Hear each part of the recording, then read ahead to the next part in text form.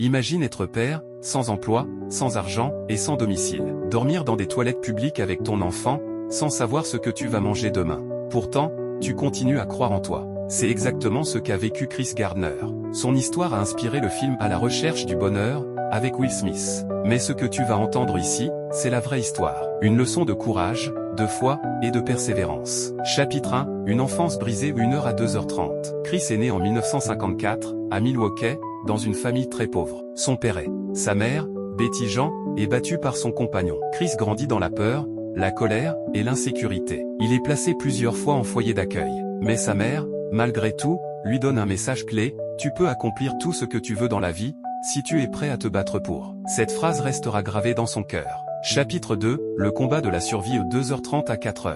À 17 ans, Chris rejoint l'armée pour fuir la misère. Il rêve de devenir médecin, mais sans diplôme ni appui, les portes restent fermées. Plus tard, il travaille comme vendeur de matériel médical. Il gagne peu, mais il s'accroche. C'est à ce moment qu'il devient papa. Il est fier. Mais bientôt, les problèmes s'accumulent. Sa relation explose. La mère de son fils l'abandonne. Et Chris se retrouve seul, avec un enfant de quelques mois. Chapitre 3, le rêve impossible 4h à 5h30. Un jour, dans la rue, Chris voit un homme descendre d'une Ferrari rouge. Il ose lui poser une question: qu'est-ce que vous faites dans la vie? L'homme répond: je suis courtier en bourse. Chris se dit: c'est ça que je veux faire. Mais il n'a aucune formation, aucun diplôme. Et il élève seul un enfant.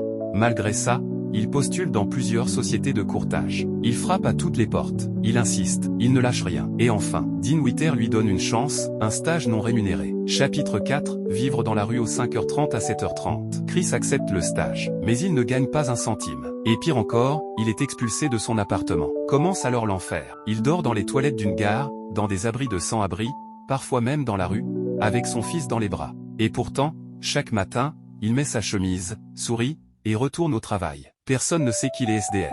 Il cache sa douleur. Il protège son fils. Il dit: je refusais de laisser mon fils voir un père brisé. Il devait croire que tout allait bien. Le stage dure 6 mois. Pendant ce temps, Chris est en compétition avec 20 autres stagiaires, pour un seul poste. Il travaille jour et nuit. Il apprend tout ce qu'il peut. Il téléphone sans relâche pour convaincre des clients. Il est le premier à arriver, le dernier à partir. Il sait que c'est sa seule chance de changer sa vie. Et il se répète chaque jour: tiens bon, pour toi, pour ton fils. Et puis, le miracle arrive. Chapitre 6, le tournant en 9h à 10h.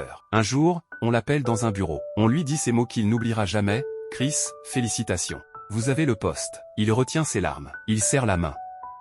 Puis il sort du bureau. Et il pleure, dans les escaliers, pour la première fois depuis longtemps. Pas de douleur. Des larmes de victoire.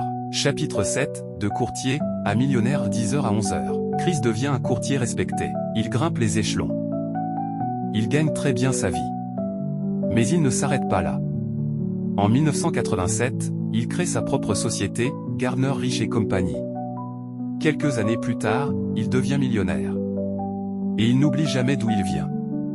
Il finance des refuges pour les sans-abri. Il aide des jeunes en difficulté. Il partage son histoire dans des conférences et dans un livre. Conclusion à 11h à 12h. Chris Gardner a vécu le pire, la pauvreté, l'abandon, la rue. Mais il a tenu bon. Il n'a jamais cessé de croire en lui, en son fils, en l'avenir. Son histoire est une preuve vivante que ce n'est pas où tu es aujourd'hui qui compte, mais où tu choisis d'aller demain.